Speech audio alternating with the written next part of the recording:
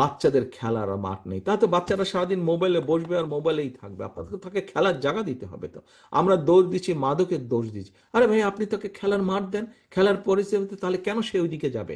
তার তো এনার্জিটা, ইয়াং বসে যে এনার্জিটা, সেটা তো কোথাও না কোথাও সে ব্যয় করবে। আমাদের ছেলে মেয়েদেরকে শুধু তো ট্রেনিং দিলে হবে না, শুধু গান শেখালে হবে না, বাজনা শেখালে হবে না, শুধুমাত্র তাদেরকে পড়ালেখা শেখালে হবে না, তাদেরকে খেলাধুলাও করতে হবে, তাদেরকে মাঠে দৌড়াদৌড়ি করতে হবে। কারণ মাঠে যদি আপনি দৌড়াদৌড়ি না করেন, চকলেট খাবে, মিষ্টি খাবে, ডায়াবেটিক হবে, ওগুলো ফ্যাট জমবে, হার্টের প্রবলেম হবে। কাজে দৌড়াদৌড়ি করতে হবে।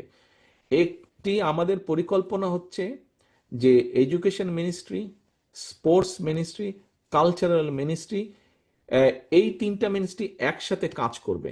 সারা বছর এই তিনটা মিনিস্ট্রি একসাথে কাজ করবে, যাতে করে একটি বাচ্চা, স্কুলের ছেলে হোক মেয়ে হোক, আজকে তার কোনো না কোনো, এই স্কুলের সাথে এই স্কুলের আর্ট কম্পিটিশন থাকবে, ওই স্কুলের সাথে ওই স্কুলের স্পোর্টস কম্পিটিশন থাকবে, ওই স্কুলের ওই সাথে ওই স্কুলের ডিবেট কম্পিটিশন থাকবে।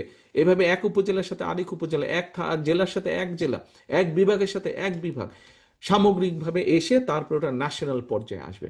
অর্থাৎ প্রত্যেকটি বাচ্চা ব্যস্ত থাকবে। এই তিনটা মিনিস্ট্রিকে কন্টিনিউয়াস কাজ করতে হবে। আমরা খেলার মাঠ ইনশাল্লাহ তৈরি করব। একটি পরিকল্পনা আছে, ঢাকা শহর একটা দম বন্ধ করা জায়গা হয়ে দাঁড়িয়েছে। বাচ্চাদের খেলার মাঠ নেই, তাতে বাচ্চারা সারাদিন মোবাইলে বসবে আর মোবাইলেই থাকবে। আপনাকে তাকে খেলার জায়গা দিতে হবে। তো আমরা দোষ দিচ্ছি, মাদকের দোষ দিচ্ছি। আরে ভাই, আপনি তাকে খেলার মাঠ দেন, খেলার পরিস্থিতিতে, তাহলে কেন সে ওইদিকে যাবে? তার তো এনার্জিটা, ইয়াং বসে যে এনার্জিটা, সেটা তো কোথাও না কোথাও সে ব্যয় করবে। তাকে যদি আপনি ভালো পথ, ভালো ব্যবস্থা দিতে পারেন, তাহলে অবশ্যই সেই খারাপ পথ পরিহার করে আসবে। আমরা তো ভালো পথের ব্যবস্থাই করছি না। আমরা মাঠ ইনশাল্লাহ ক্রিয়েট করব।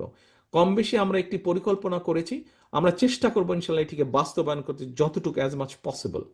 উদাহরণ হিসাবে বোঝানোর জন্য বলি, ঢাকা শহরে 100টি ওয়ার্ড আছে। এই 100টি ওয়ার্ডের প্রত্যেকটি 2 থেকে 3টি ওয়ার্ড নিয়ে আমরা একটি জায়গা তৈরি করব। প্রায় একটি ফুটবল মাঠের সমান, মিনিমাম একটি ফুটবল মাঠের সমান 4 বিঘার সমান জায়গা আমরা তৈরি করব। এই জায়গায় আমরা যেই তখনকার ভ্যালু থাকবে, মার্কেট প্রাইস থাকবে, সেই দিয়ে ওখানে যে প্রপার্টি, বিল্ডিং টিল্ডিং, বাড়িঘর থাকবে, সেটিকে সরকার কিনে নিয়ে সেইখানের বাসিন্দারা অন্য জায়গায় চলে যাবেন, কারণ তাদেরকে আমরা ওই কম্পেনসেশনটা দিব। এবং সেখানে তখন আমরা মাঠ তৈরি করব। সেই মাঠে যারা বয়স্ক ব্যক্তি আছেন তারা সেখানে হাঁটবেন, বাচ্চারা সেখানে খেলবে। অর্থাৎ সেখানে চারিদিকে আমরা নিম গাছ লাগাবো, মাঠের চারিদিকে বড় বড় নিম গাছ লাগাবো। মাঠের চারিদিকে মানুষ হাঁটবে, বুক ভরে শ্বাস নিবে, বাচ্চারা খেলবে, যারা সিনিয়ররা হাঁটবেন, বাচ্চারা খেলবে, মানুষ বুক ভরে শ্বাস নিবে। এরকম একটি পরিবেশ বা পরিস্থিতি আমরা ঢাকা শহরগুলোতে ইনশাল্লাহ তৈরি করব।